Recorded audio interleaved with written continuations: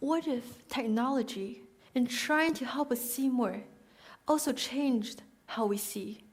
We scroll through hundreds of pictures a day, but how many do we actually remember? I'm Zoe. A few weeks ago, I landed in Berlin with two things: an eager soul and a fully equipped laptop. I was more than ready to be inspired by the technology and the efficiency of the modern day. But on day one of my summer school, my teaching assistant handed me a pen, a pencil, and a sketchbook. It turns out my computer science class had been cancelled, and I was moved to art.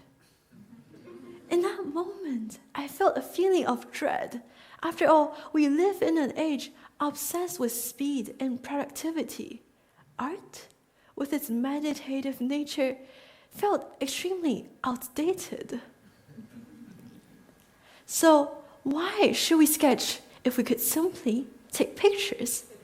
So I embraced Berlin with this efficient, data-driven mindset. Brandenburger Tor, snap. Museum Island, snap. My camera roll filled up faster than my mind could process. I thought I was happy. Yet each evening lying on the bed, I felt a strange feeling of emptiness. One day, I encountered this cathedral bathed in the golden sunset. It was perfect, almost unreal. So I took out my phone and snap. But this picture was bad. It was flat, dull, lifeless, and nothing like the beauty I had in front of me. Suddenly I realized the picture was not the problem. It was me. I had stopped seeing. And then a voice inside my head said, sketch it. So I put away my phone and took out my sketchbook. At first, I was hyper-aware of the passers-by. But then I remembered class, where we simply sketched, breathed, and focused on the next line. So I drew line after line. The noise of the city dimmed. In each detail, the golden bricks, the moss green bricks brightened. And when I finally looked up, the sky turned navy blue. This experience did not necessarily result in the best drawing of the cathedral, but more importantly, it changed how I viewed the world. I felt truly connected to Berlin, not when I was rushing through to capture the moments of Berlin in time, but when I was calm enough to see and feel the existence of it.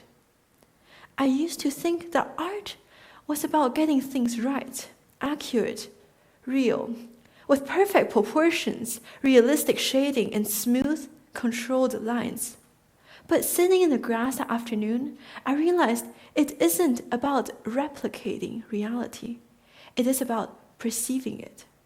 That focus, as if everything in the world but me and the cathedral had disappeared, was transformative. It felt meditative, like the calm that comes when your thoughts are finally put to silence. And it turns out this feeling is not an artistic one. Neuroscientists call it mindfulness. Psychologists call it flow. It is a state of full presence where your mind and your body fully synchronize into one single act of attention. Through sketching, I entered the state of mindfulness. In this state, the part of brain that criticizes, plans, multitasks, quiets down, while the parts that regulates awareness, emotion, lights up. Quite literally, your brain stops anticipating the next moment and starts feeling the present one. You see more, you feel more, and you remember more. And research actually proves this. Study has shown a 30-minute of guided meditation each day could significantly reduce anxiety, increase the amount of happiness and fulfillment after only 8 weeks. But why do we care?